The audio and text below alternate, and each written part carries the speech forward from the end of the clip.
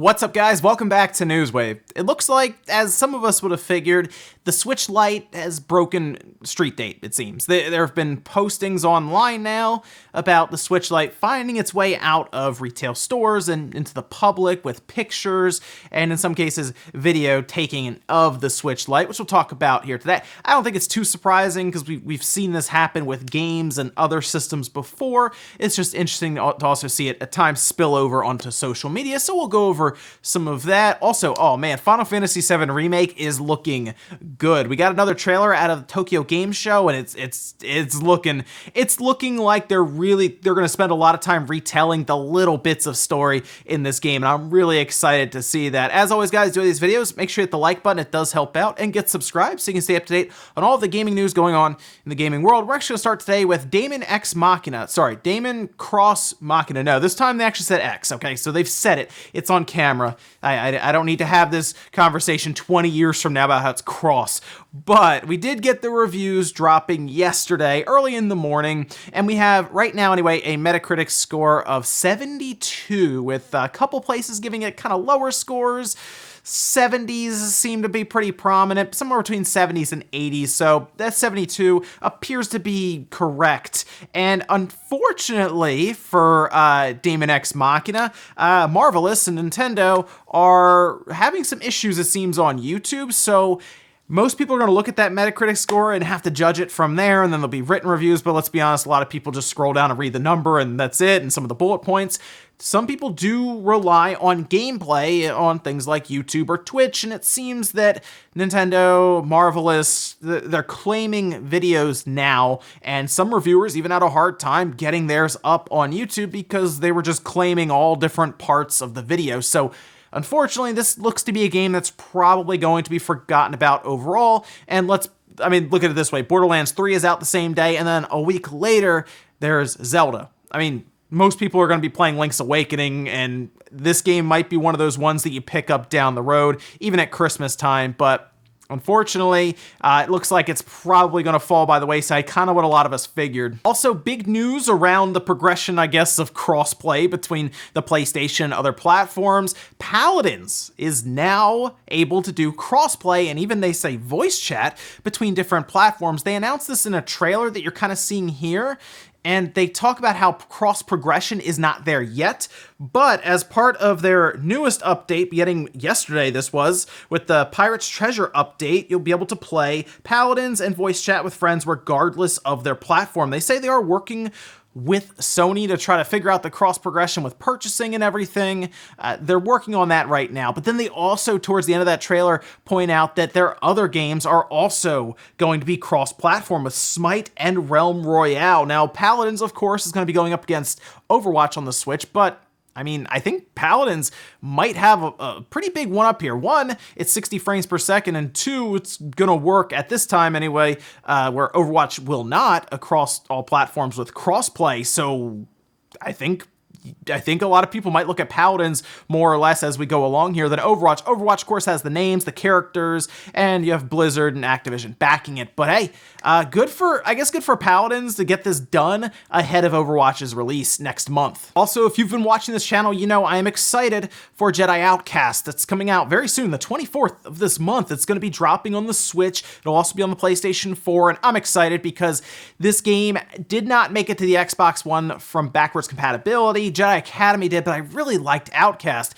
It's on Steam, but I kind of wanted just a console version of it as well put out there. It looks like we're getting the port from Aspyr, and get this, they've been answering questions on Twitter to a couple different people about pricing, and they're saying that Jedi Outcast is going to be $9.99. So it's going to be $10 after tax and everything, most likely everywhere, but $10 for Jedi Outcast. That is an outstanding price. Now, they have gone on to say, of course, it's single player only. There's no multiplayer with bots or anything involved, so that might be why it's $10, but I think for $10, that falls into, I think, the area of impulse buy. and it's a good game in general to play through the campaign. I think the single player is worth $10 because we've seen some other $10 to $15 on the eShop that are pretty bad. This is definitely worth the $10 bill. So I would look into this, of course, coming out in a couple of weeks, 4 days actually after Link's Awakening drops. And yeah, I'm gonna pick it up, absolutely. They did say that gyro controls will be a part of it as well for the Switch, and I'm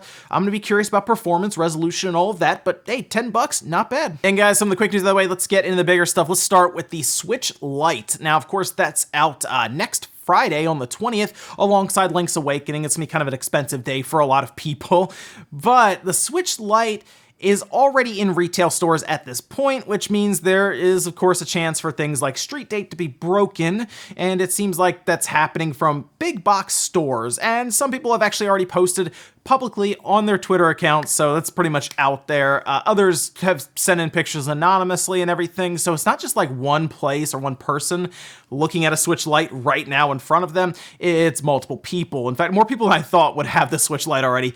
Have the Switch Lite already. But let's take a look at a few here. Here's one that's publicly viewable on Twitter now. They posted it on there, appear to have been able to get it from a big box store that broke Street Date. It is the yellow one. Actually, that's from David Reed, posting pictures and video of him even unboxing it and checking it out in motion.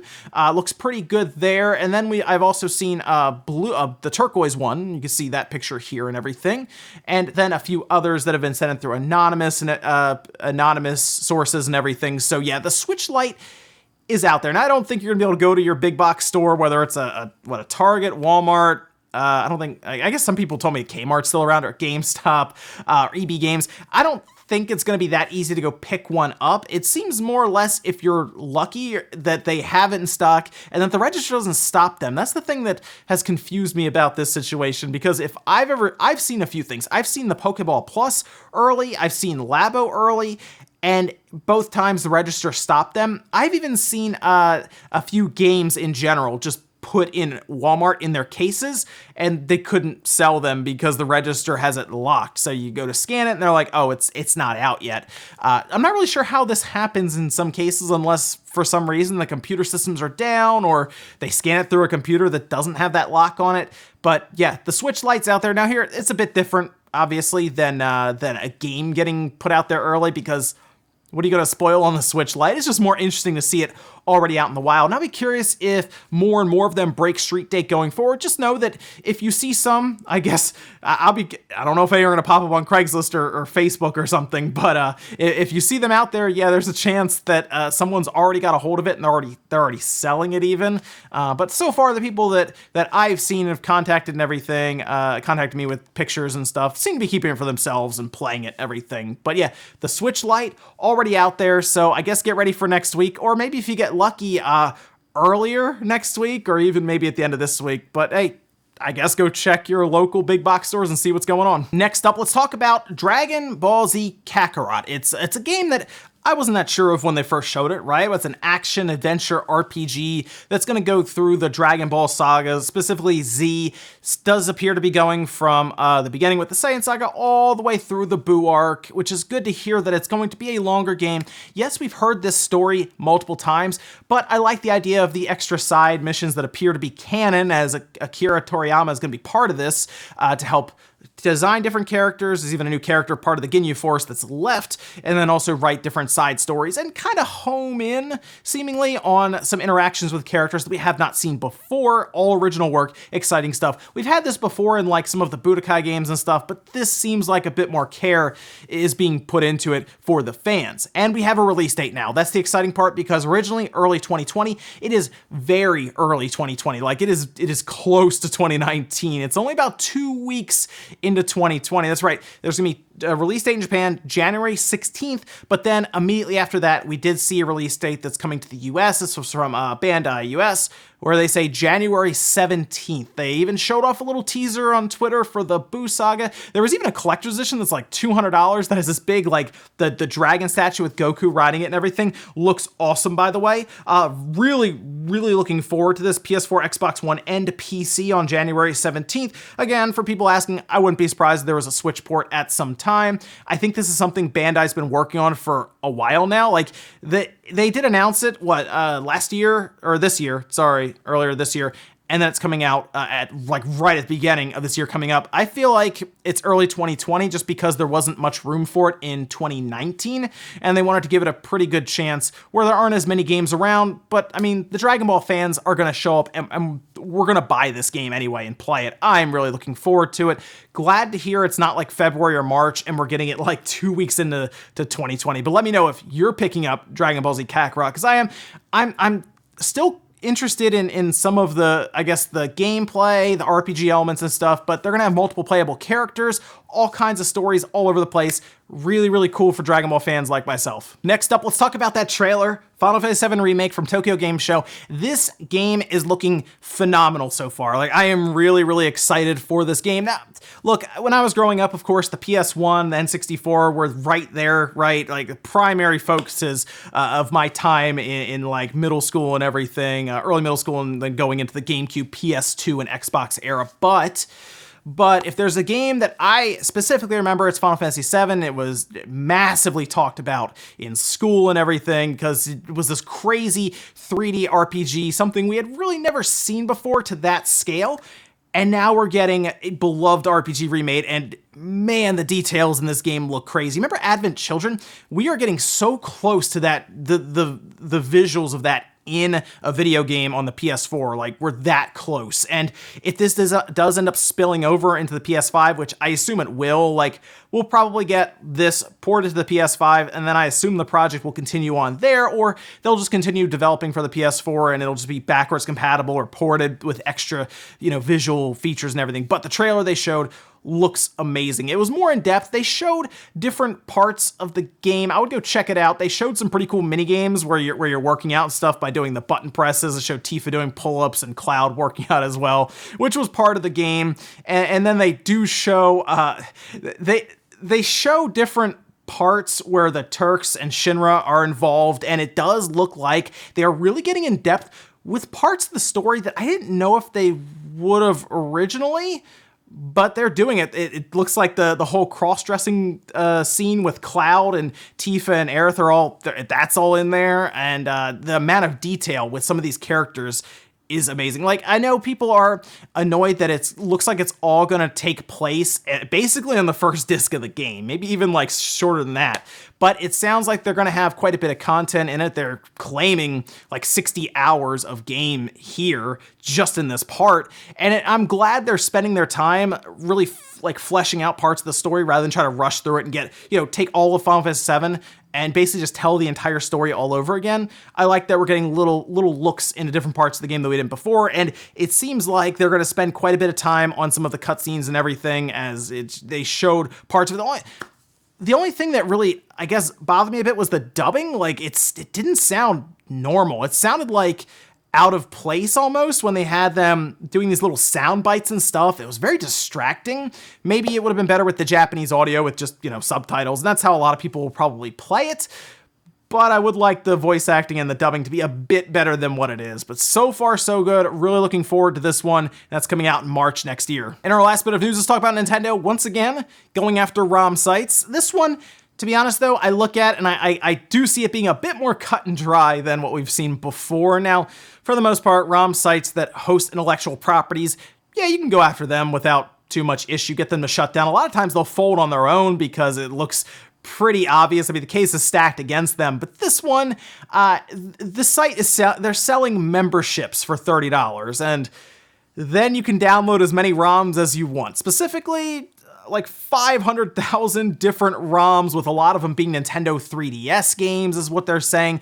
And Nintendo's not messing around with ROM Universe. Nintendo's actually seeking damages in the amount of $150,000 for each copyright infringement and up to $2 million for each trademark infringement. That adds up to a lot. Now, they're saying there are counterfeit copies of Nintendo's trademarks, which, yeah, if they're using Mario's likenesses and stuff all over the site, and then they're also, of course, taking the ROMs and putting them behind a paywall of $30 per year for the membership. Now, apparently you can still download some, but to download unlimited amounts, they push you towards that.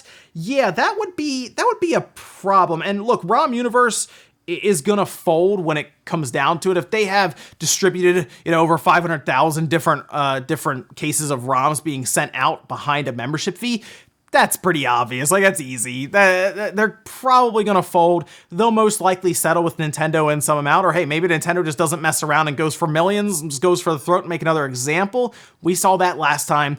And I think that's the big thing here is Nintendo's out to make examples of these different websites that are doing this, but we also run into the issue of preservation of games because like all these games, like let's say there's a large library of Nintendo 64 ROMs on a site somewhere, you really don't play them otherwise. There's no Nintendo 64 Classic. Nintendo hasn't offered any of them through their online service yet, so what do you do if the actual cartridges start to fail, and it's a whole thing there. So I hope there's at least a way out of this if they do that, and there's a way to preserve these games, because even Nintendo has allegedly gone and looked for different ROMs, or they've talked about how they've lost ROMs, and we've even heard about some places just losing source code in general for games. So scary stuff when it comes to that, but I get why Nintendo would go after a website basically selling ROMs. And we'll finish up with a comment of the day, as you're seeing here. This one's from Mysterious Cam, saying, too much services kill streaming. You don't make economy one of the main argument for streaming when you have to pay $100